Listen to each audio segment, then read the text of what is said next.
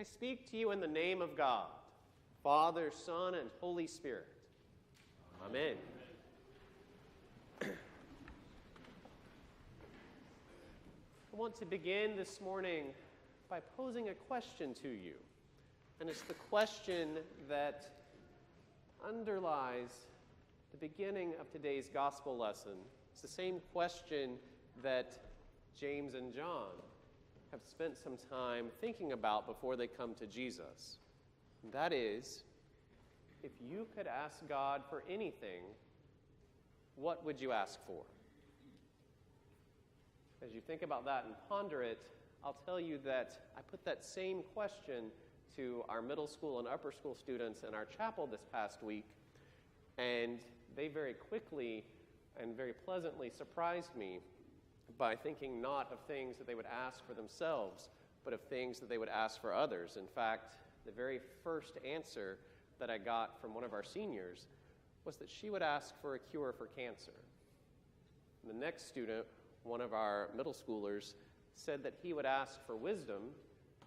And then we had one of our sixth graders who said that he would ask that everyone in the world would have enough to meet their basic needs. It was at this point in my lesson that I had to pause briefly and tell the students that I was, in fact, very pleasantly surprised, and we had already moved to the end of my lesson in about 45 seconds. When one of the eighth graders very gamely said that he would ask God for some Zaxby's. And then we got a couple of other answers. Someone said that they would even ask God for a goat, which I had to say that in a few years of asking this question and teaching this lesson, that was the very first time I'd had anybody ask for a goat. But this young lady was very clear that that was one of the things that she would ask God for. But I invite you to think about that because, again, James and John have been thinking about that.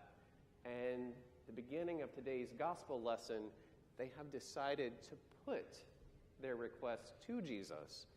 And as we hear, they've contrived a little bit to get Jesus off by himself, and in the way that you would ask a question that when you're not sure of a favorable response, they come to Jesus and they say, before we ask you this question, we want you to say yes. We want you to promise to give us whatever we ask of you. And Jesus plays along and lets them put their request to him, where they ask to sit at his right, to sit at his left, to have the seat, the places of honor at the table in his kingdom when he comes in his power and in his glory. They want to have the best seats, the one with the most honor, the one with the most influence, the one with the most access to power, with the best chance for the building up of riches. In other words, they want the best for themselves. And Jesus, when he hears this question, he doesn't right out reject them, but he puts another question to them and asks how fully they're willing to join with him to participate in his ministry, in his life, in everything that will come. That's what's behind his question when he says, are you able to drink the cup that I will drink? Are you able to be baptized with the baptism that I will be baptized with? And when they answer yes, Jesus grants that part of their request and says, indeed, they will receive a portion from the cup that he is to drink. They will receive a share in his baptism. They will receive a share in his life and in his ministry. But he tells them that granting places of honor isn't his to do. That belongs to God the Father alone. So he can't give them that.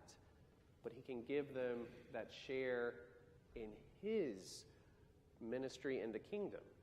And it's at this point that the other 10, I guess, catch up with Jesus and James and John, and they hear what it is that the two have been asking for, and they do, in fact, become angry with them because they realize that these two have taken Jesus off by himself, that they've tried to get the best seats for themselves. They've tried, in other words, to have themselves placed above the whole of the community.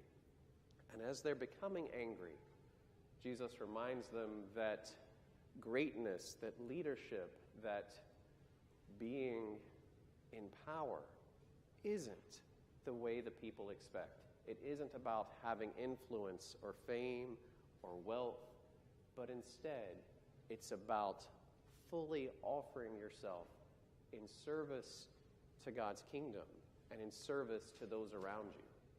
And that's what Jesus is talking about when he says that you have to offer yourself as a servant. You have to offer the fullness of all that you are, all that you have, all that you've been made to be in service to God's kingdom.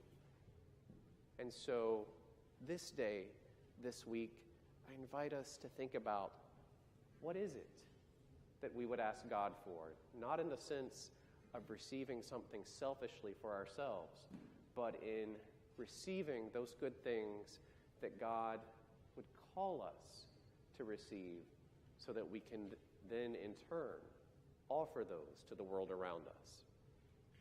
In the name of God, Father, Son, and Holy Spirit. Amen.